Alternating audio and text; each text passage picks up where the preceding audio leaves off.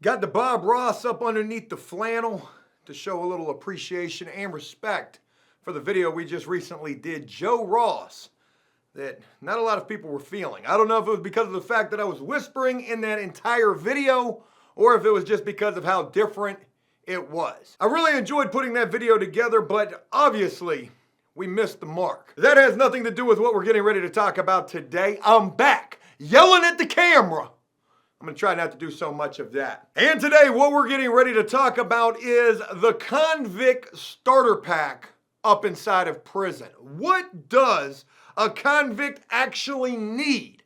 Their most favorite items, items that they absolutely must have while serving time in prison. And these are items that a convict is gonna have, not just an inmate. There's a major difference. An inmate is somebody who's definitely not too familiar with the ropes in terms of serving time, the prison politics, and a convict is your more seasoned vet up inside of a prison. Now, this idea was brought to me by an awesome supporter of After Prison Show, a part of the Patreon, a part of the Twitch, a guy by the name of Sam from, I believe, Pennsylvania, Delaware, somewhere up north on the East Coast. I actually just got a chance to talk to him live on the Bobo not too long ago. And Sam brought up an awesome idea for a video saying, Joe, you ought to do a video about the convict necessities up inside of a prison. So Sam, this one's dedicated to you and to everyone else. I hope that you'll enjoy. So with mentioning all of that and without further ado, what do you say we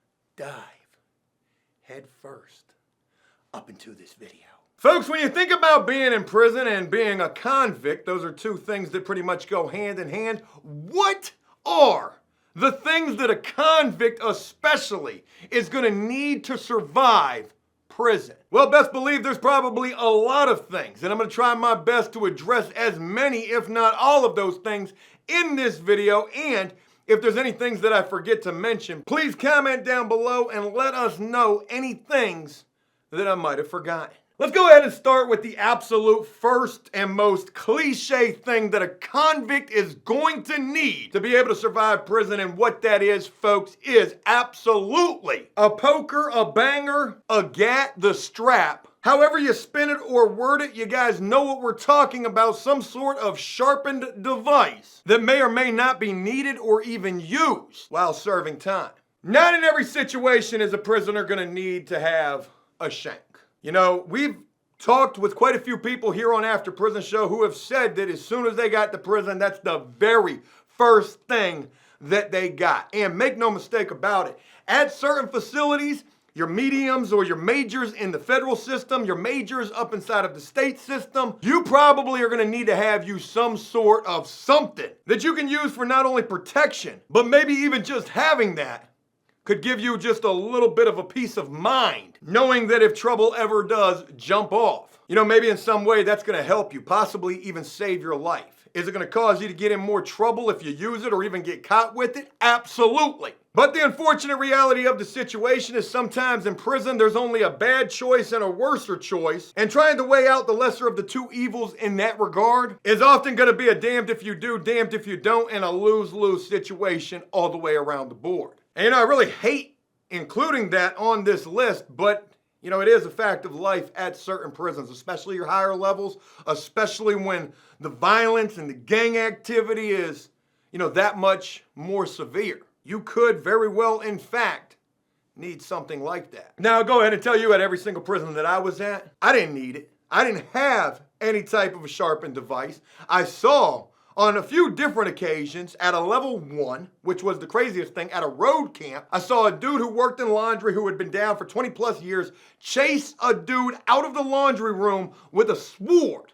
A long ass piece of metal strip. I don't know if it was sharpened or not, but he was chasing this dude like he had a katana blade. All because the dude disrespected him in laundry. And it's mentioning that word right there, respect, that brings us to another thing that a convict is gonna need. Whether it's him displaying respect or absolutely demanding that he receive respect no matter what. Convicts in prison and in jail, they are huge on that word right there, and disrespect them if you want to. That's all but guaranteed to lead to some problems for you. Another thing that a convict is going to need while serving time, and this one is cliche as well, but I want to include some of these cliche ones and kind of maybe even silly things that you might not even think are all that important. But the next thing is some sort of form of entertainment, if you get my drift. Maybe even going as far as saying that a convict needs,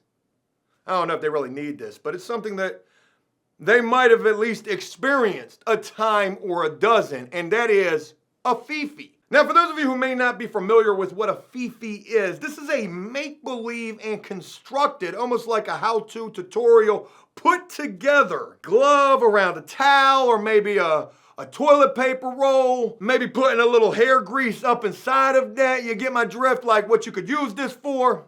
I'm not talking about putting your hands inside of this to warm them up, but a fifi could definitely be a necessity, something that a convict needs. I think I've talked about this in the past. Hell, we even did a video a long time ago, how to make a prison fifi. But there was this one dude that I was serving time with who went so far up and beyond with that. First constructing the fifi, then taking his prison mat and folding that in half, and then mounting that horse.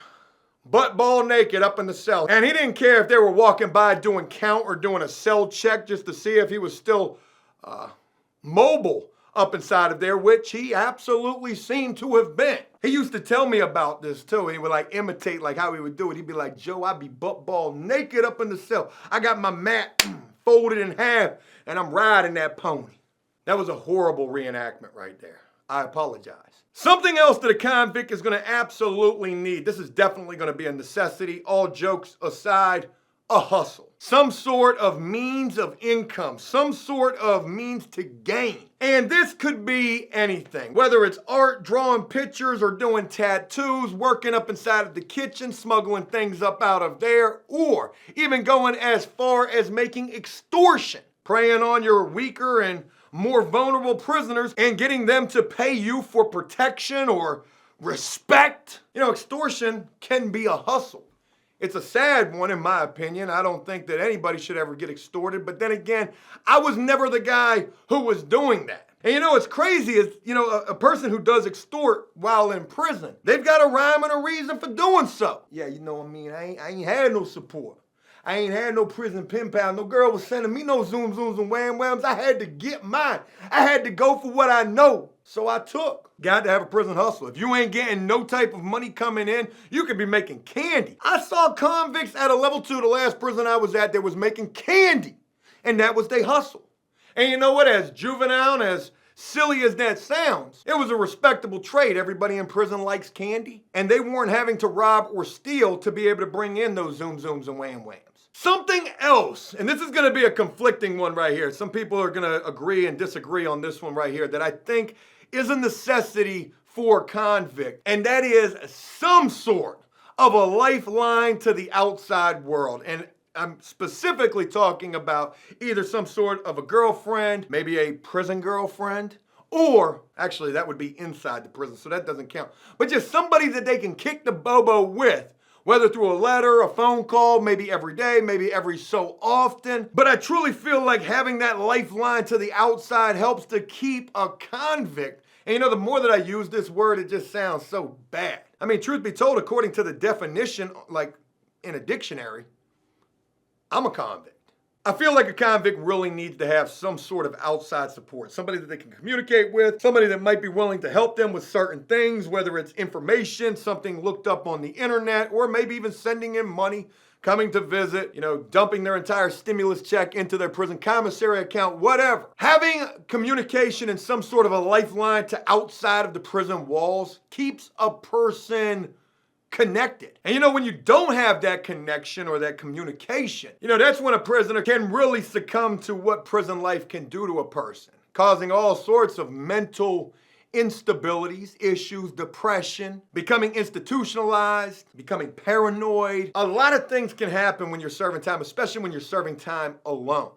I went through that for 4 years of my time, and it damn near made me crazy. In some regards, I was happy with the fact that I didn't have to worry about what was going on outside of those prison walls, and some convicts might actually think that same exact thing right there. Yo, they don't want no contact. You know, they're getting ready to do years or decades or maybe even life. And some prisoners feel like it's easier to do that time without any connection to the outside world, without having to think about what's going on. Their life ain't out there no more, or it's not going to be back out there for a long time. Some convicts actually feel having communication with the outside world and having somebody to think about and worry about makes the time more difficult. And it absolutely can. Another absolute necessity, and I mean this one goes without saying, an absolute necessity for a convict, you gotta have a routine. Once you're inside those prison walls and you're there for however long that you are, you have got to have a routine. Whether it's getting up, going to school, going to work, going to the rec yard, working out, reading a book, watching TV. You gotta have a routine start to finish for every single day.